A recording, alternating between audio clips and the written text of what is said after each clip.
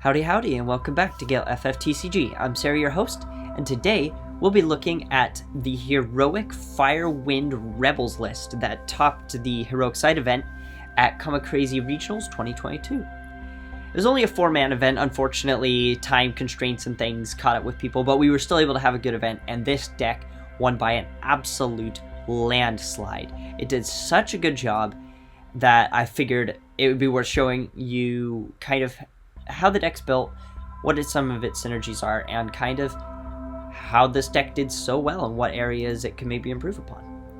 So to start off with, our strategy is just to get as many rebels as we can. We want to snowball the amount of rebels. This is pretty easy to do with Guy and Joseph. Joseph searches us a rebel, and Guy, if it enters the field, searches us I think it's just a warrior or a rebel of cost 3 and plays it on the field straight away. So we're running 3 Joseph, 3 Guy, because if you don't open with Guy, you just open with Joseph, and then you can play Guy into Leon or Maria. Either of these are fine.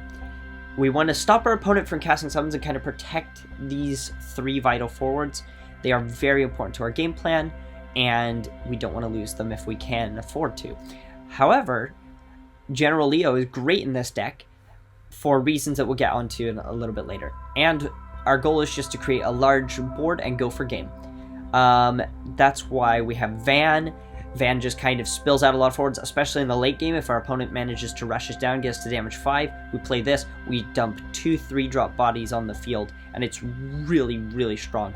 As you can see in the top row, there's a good number of 3-drops and below, and that just makes Van super versatile in this list, especially because we can hit Leon and Maria. So our synergies are rebels, obviously. They give each other a ton of buffs. You've got Maria that buffs every rebel for every rebel that you have on the field, which is really great. Oftentimes, the forwards on your field are sitting on the upward of plus 4k if they're rebel or warrior. I think it might just be rebels. And then you have Leon that when you attack with something that's 10k or greater, surprisingly easy to get to in this particular list, you get to draw cards.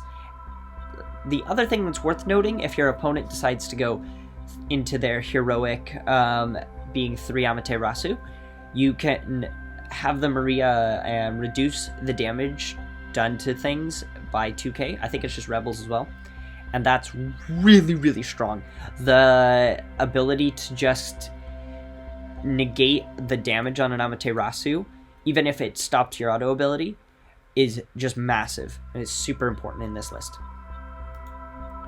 Our card advantage is pretty simple. It's just Leon giving us a card draw, but because everything is so massive in this deck, it's just super duper powerful.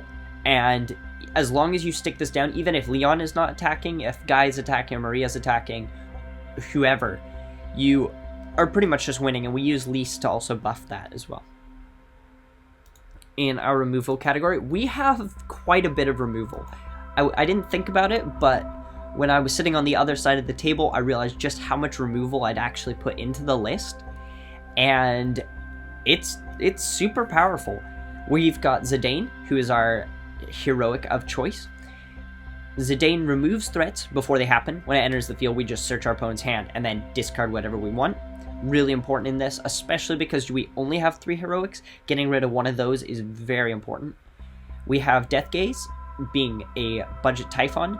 Again, we don't have Typhon, so the next best thing is Death Gaze, and it's super strong. We have Fran, Zande, and Palom to remove little small threats. Bomb is the same, but Bomb is like a budget Brynhildr. Again, it's very interesting to see how these cards interact and how the game interacts in the absence of some of these more important cards. And we also have Garuda, just a one-of, just to remove anything that's really big. Because obviously in this format, we can afford to play bigger forwards, because a lot of the time that will deal with a lot of threats and can just swing over some of the smaller things, because there's not better options really, and that's really awesome. We also have our protection, and our protection, there's actually quite a bit of passive protection in this, which is great, We have Elementist and Mid to protect our forwards.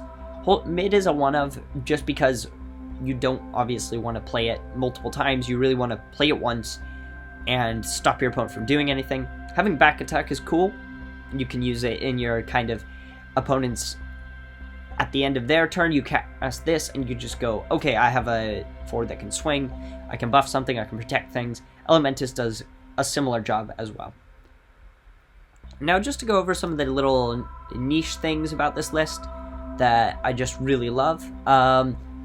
One of Bergen, because General Leo means that all of our forwards have to also block. This isn't a problem for the deck, really, because the damage is getting reduced by 2k if you have Maria on the field, and most of our forwards are really strong anyway, so you're not too fussed.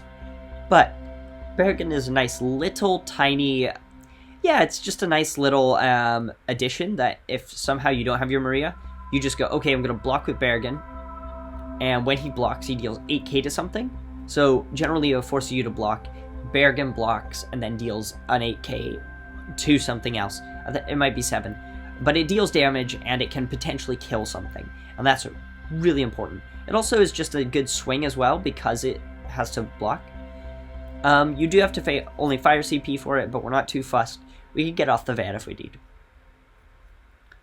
The Bartz here is a really interesting note, because Bartz has all the jobs. That includes Warrior and Rebel. So this actually buffs Guy twice, and can be really, really potent as just kind of an additional Rebel, if it's actually required.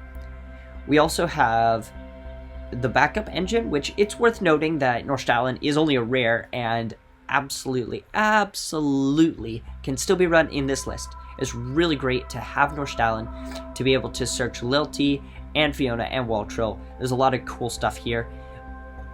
Obviously, we've talked about the other ones, and Joseph's a Rebel and counts towards Maria. That's worth talking about.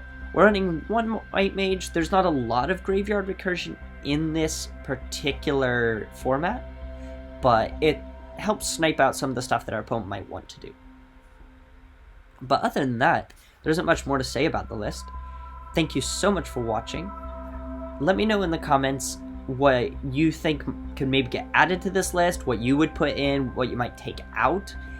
And also let me know if you've got any spicy heroic brews that you've concocted. I'd love to see and hear about it, and keep growing this format because it is a lot of fun and it's very interesting.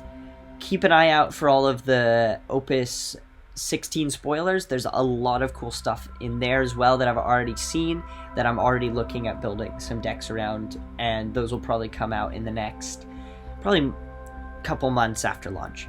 So yeah, have a great day and a great rest of your week.